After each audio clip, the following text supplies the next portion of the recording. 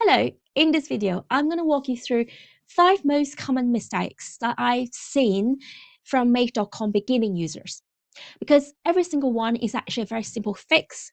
Not all the time you have thought about that to check those things. So I just want to highlight them here so it saves you hours of frustration. Great, let's start. Mistake number 1. You build a scenario like this, you hit save in the bottom of the panel, which means you can retrieve the version. Great. But then nothing runs. After an hour, after 2 days, you realize nothing actually runs.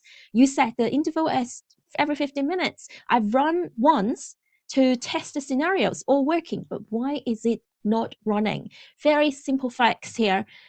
Even you have set the scenario to run every 15 minutes, make sure this toggle is on. This toggle actually would activate this schedule setting. So this is the first place you need to check if the toggle is on. You can also go to the home. If you're in the home page, you can also go to scenarios on the left-hand side. And then you see a list of your scenario. So if the toggle here is off like this, and you need to turn it on, and just like that, it will be activated. And don't forget, you need to also understand the interval settings as well. So currently is every 15 minutes as the most frequent one you can set if you have a free account. But if you have a paid account, you can set even every minute, etc., or live. But you can also change the intervals. So make sure you check that you haven't actually changed to something like an hour. And even you might just accidentally set once. That means you only run it ever once at this time on this date. So if you do that, even though it might have been activated, it might not actually be running because it has already run at that time on that date. So just be mindful of these 2 areas to look at. Great. Now, second mistake, probably not so much a mistake, but more of a misunderstanding.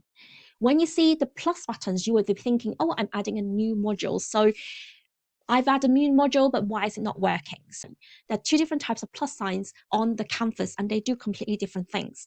At this stage on this canvas, you can see the 3 modules being set up for this scenario. You can see a smaller plus button here, and if you hover over there, you see add module. You can also just click on the green button and it will then add a module. If you do it like that, basically means you're adding to this module after the previous module and is linked together with the previous module upon your setting being set up, obviously. However, sometimes you click on the empty part of the canvas like this, and there's this big plus button that pops up. You would then, oh, I can just click on that and then add the same modules. Everything will be set up, right? Just be careful. If you do that, you will see there's no line links between this new module and any of these modules that we have added.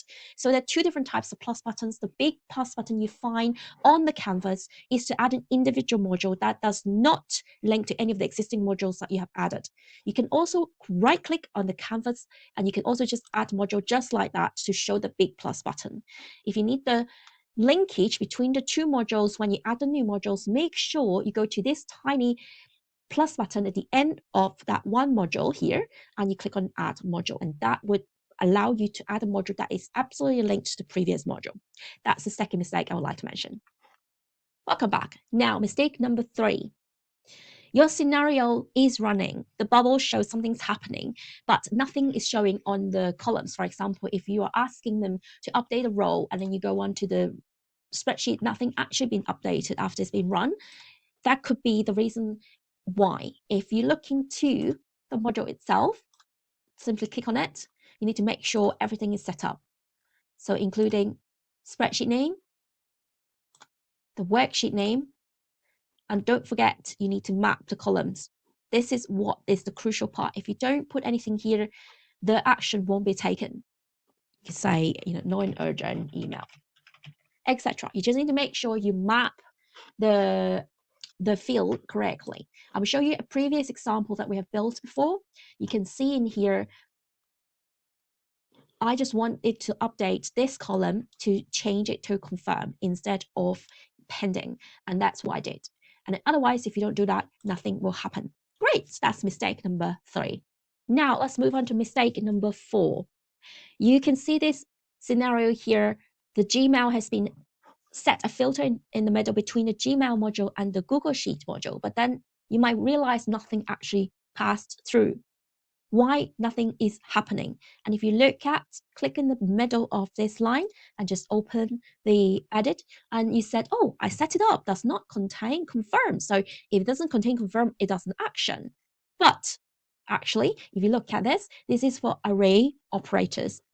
Array functions can actually help sorting and searching for items, performing mathematical operations, also even like formulas and stuff you can put on, but it's not really what we're looking for here. We actually want to see if something has a confirmed word in the subject, it goes through to the next module. So you actually make sure when you set it up, look for the text operators instead right here on the list. Not numeric operators either, not date time operators either. So you need to look for the text operators, and actually I want it to contains case insensitive, means that it will cover both upper or lower letters, and you click save. So this is another thing you need to be mindful. It might not be about the operator setting. It might be about the contains. You might just hit contain, but they didn't actually hit contains insensitive. So if you say contains, means that if the subject line has an upper letter like this, it will not pass through because contains exact this word. So you need to make sure it's case insensitive. So the C will be recognized whether it's the upper letter or not, or the whole word will be recognized whether they're in upper letters or not. And that is another mistake I would like to bring forward and hope you find it useful. Now, final mistake, it could be overlooked if you don't have the habit of doing it. Every time when I teach something on my videos, I always do this. So when you build a module, please do exactly the same thing. Otherwise, you might waste your credits for Made.com running something wrong. So you have built a scenario thinking everything is correct. You saved it on the bottom panel, fine, and you turn it on with the toggle. You set it up, 15 minutes interval, great. Now it's activated. Then later on you realize nothing comes through or the wrong information comes through. Why is that? It could just be simply because you haven't spotted the mistakes that you have made during the setup. By doing this one thing, it can help save you waste a lot of time and the credits for your account. Make sure this bottom button called Run Once is clicked.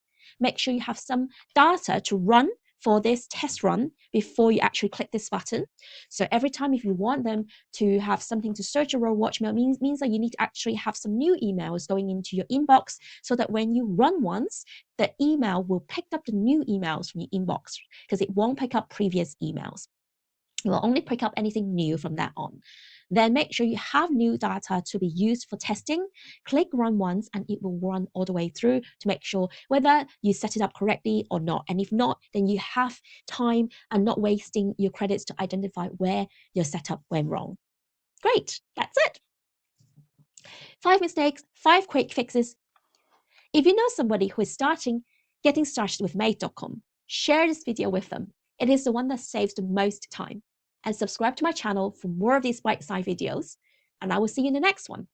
By the way, my next video will teach you how to use multiple filter conditions all at once. Now that we know what can go wrong with the filters, so we're going to go deeper and combine conditions so for more precise control. Thank you once again for watching. See you in the next video. Bye.